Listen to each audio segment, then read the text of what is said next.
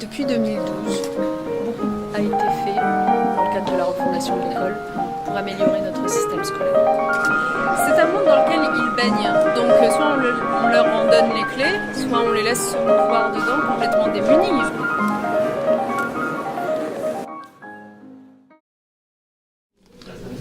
Un rapport d'il y a quelques années de l'inspection générale incitait à développer la filière du numérique éducatif en France.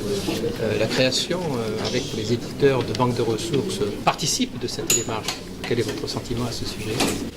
Oui, je crois vraiment que ce plan numérique pour l'éducation, il faut bien veiller à ne pas le résumer aux équipements. Parce que si on le résume aux équipements, tout le monde comprendra très bien qu'il ne sera que gadget et qu'on passera à côté de l'essentiel. Pourquoi c'est si important de faire entrer le numérique à l'école, au collège ? C'est très important parce qu'il s'agit de faire vivre et évoluer les élèves dans le monde qui est le leur et qui sera le leur demain, à la fois dans leur vie personnelle, dans leur pratique personnelle, culturelle et dans leur vie professionnelle, quel que soit le métier qu'on exercera demain, y compris agriculteur, on aura besoin du numérique. Donc c'est très important pour cette raison-là, pour les initier à des pratiques numériques dont ils auront besoin dans leur vie personnelle et dans leur vie professionnelle. Et deuxièmement, pourquoi c'est important de faire entrer le numérique à l'école ? Parce que c'est un outil qui permet d'améliorer l'apprentissage, les apprentissages des élèves. Et notamment, ce qui a été très bien présenté tout à l'heure par les formateurs, grâce à une différenciation pédagogique que permet le numérique, parce qu'on peut faire des exercices différents sur tablette ou sur ordinateur à des élèves. Quand on n'a pas cet outil-là, c'est très compliqué de le faire dans une classe de 25 ou de 30 élèves. On le comprend parfaitement.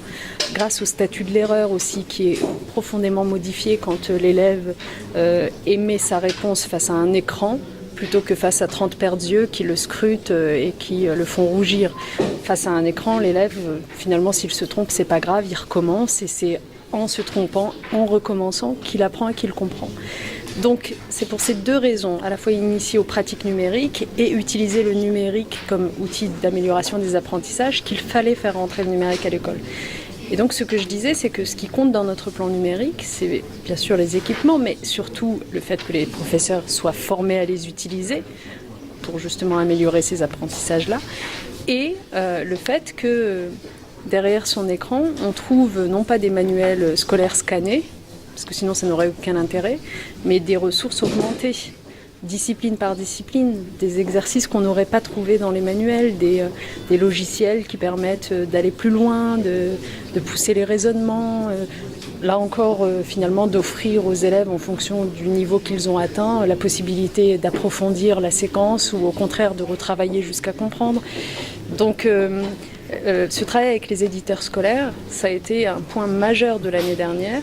On y a consacré des mois et des mois.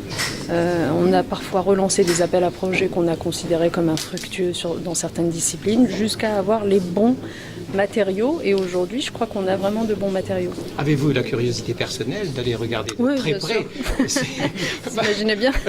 Justement, alors quel est votre sentiment ? Est-ce que ça va vraiment très loin dans... En fait, moi, ce que je trouve vraiment très intéressant, parce qu'à la limite, si on veut être un esprit chagrin, on pourrait dire oui, mais finalement, y compris les modules qui utilisent le 3D ou la vidéo, on aurait pu trouver ça sur des CD-ROM, etc. Ouais, sauf qu'il faut vraiment être esprit chagrin pour dire ça, parce que l'intérêt de ces ressources, c'est que d'abord, tout se retrouve concentré au même endroit, donc c'est très facile, enfin c'est des dizaines de milliers quand même de modules qui sont là, donc à travers une recherche clé, etc., c'est très facile d'aller trouver le module, alors que quand vous aviez des CD-ROM, je vous mets au défi d'aller trouver le module qui convient au cours que vous voulez donner à vos élèves. Et puis par ailleurs, ce qui est très intéressant, c'est le fait que l'enseignant puisse vraiment agir sur tous ces modules, c'est-à-dire les découper, n'en prendre qu'une partie, construire son cours en faisant du copier-coller, aller chercher à la fois un module qu'on lui a proposé dans ses ressources disciplinaires et en construire un autre de façon artisanale lui-même et les mettre bout à bout et finalement construire un cours singulier.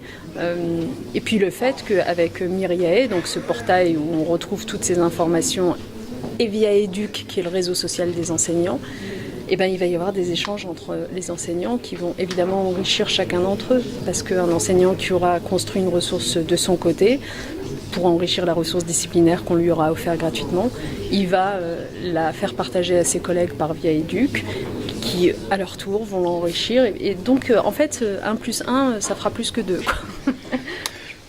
Ce sont nos maths. Hein, je suis dyscalculique.